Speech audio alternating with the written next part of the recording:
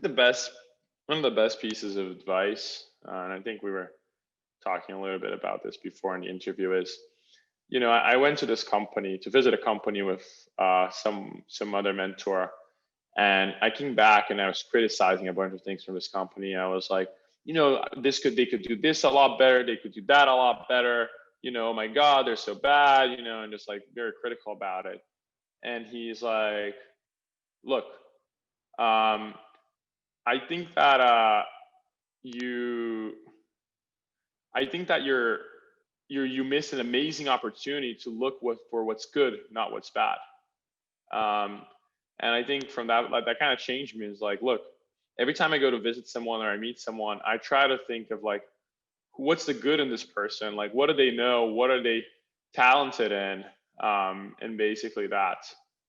Uh, and instead of trying to be like critical and trying to look what could be better. And I think it's good to be critical in terms of like for startup ideas, but there's a lot of other things you should just focus on the good. I think that the most important thing, and we wrote a big memo about this, so if someone is interested, they can go to our blog, Building Brex on Medium, and see, but don't try to transform things that were in the office to online. The example I give is like, for example, like virtual happy hours, which I usually think, they're very boring, and I don't like to do them, because they're basically like, happy hours are really nice when you're doing them in person with your friends, right, grabbing a drink. But virtually is just drinking in front of a computer. And I think you should focus on experiences that they're native digital first. So like I like bonding by playing online games with my friends online, because those were experiences that were built to be online first, right? And I think that's a particular thing. So whatever the processes you are, try to look at the communities that have been doing this online for a long time. So for example, let's say online gamers, right? They're like pretty interesting communities, or YouTubers, or the Linux kernel is one of the most complicated pieces of software ever built, and it was built without a Zoom call. So what can we learn from those processes and the way those businesses were built entirely remote, instead of trying to get everything that was in the office and transform it online? I think that, if the people who succeed in high growth companies are people who don't depend a lot on structure and to succeed. So if you need like, this is exactly what you need to do, and this is like kind of like closed problems, usually it's not a good fit. It's funny that early on in my first company, we loved to hire people from like science Olympics, that did like, and some of them did well, but a lot of them didn't, because there wasn't like a right answer for every problem. It was like very broad, and it wasn't like 100%. You need to do a lot of 80%.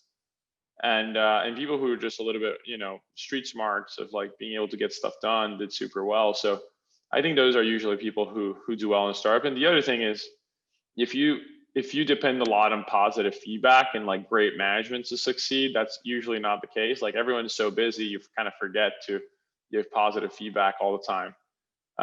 So I think like one advice I always give is like, and this is not the right way, but it's just reality. Is like, no negative feedback is positive in a startup. You're probably doing well, but usually there's like inexperienced managers and people who are so busy they don't have time, and versus in big companies, like the pace is slower and you have more experienced managers, so it's more structured. So people who thrive in those kind of environments do really well.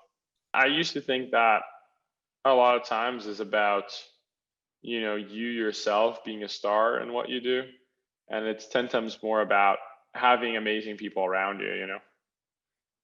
And I think like if you have like strong mentors, strong teammates, strong friends, all of that compounds for success in whatever you want to do.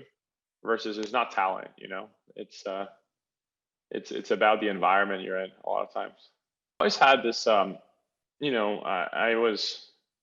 always had this obsession of having smarter people than me to be my friends.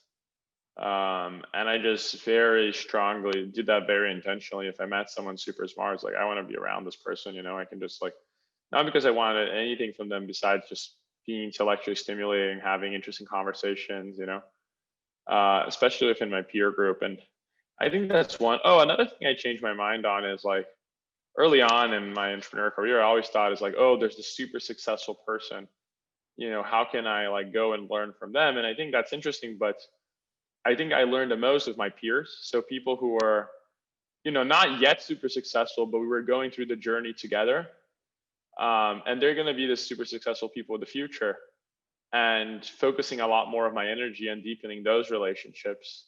I think it's something I learned along the way, because the peer relationship a lot of times is even more important than the mentor relationship. So if I had a friend and his startup was doing really well, it's like, oh, I want my startup to do well too. Like I don't want to kind of be left behind, and kind of was motivation. And then he learned something of his startup. I learned something of my startup, and and we shared those experiences, and that was extremely helpful, instead of trying to, become friends with people that are more successful than you necessarily. I think, the thing about when you're building a startup is like you're actually doing something that no one has ever done. And I think that's probably a realization I had, is like, and you should focus on the innovation there. And there's some other things that you shouldn't waste your energy innovating. And I think, for example, management's probably one of these things. Like management kind of works, for the last 100 years, and it's, you can change a little bit here, a little bit there, but don't try to be too innovative in it, because like, what are you gaining? Like, do you really depend on innovating on management to be a really big company? Like, focus on innovation, kind of like your core problem and the core thing you're solving. Then try to pattern match and do things people are already doing in the other areas. This is very specific to Brex, but we believe that the lack of innovation in the banking sector comes from the lack of innovation in banking software. So basically, banks, they use the same software they were built in the 80s and 90s, and then they bought other banks, and then they have very bad software, and they kind of mix them together, and now it's impossible for them to move. So if you're trying to do anything that has to integrate with the bank, it's like a pain, because they have the software that's built so long ago. And I think we believe that, in our biggest mode and whatever, it's for us to be successful, we had to replace all of that and spend a lot of time, energy, and money rebuilding everything from scratch. So for us, obviously, we don't disagree that you lose spontaneity and like some of the spark ideas, but we believe that hiring the best talent globally and having access to global talent and hiring people wherever they are is more important for us than losing some of that. The Bay Area is getting extremely expensive. It's getting extremely competitive, and we have a really good brand and we hire great people. So don't take me wrong, but we're hiring some amazing people now in all other parts of the world that help build Brex.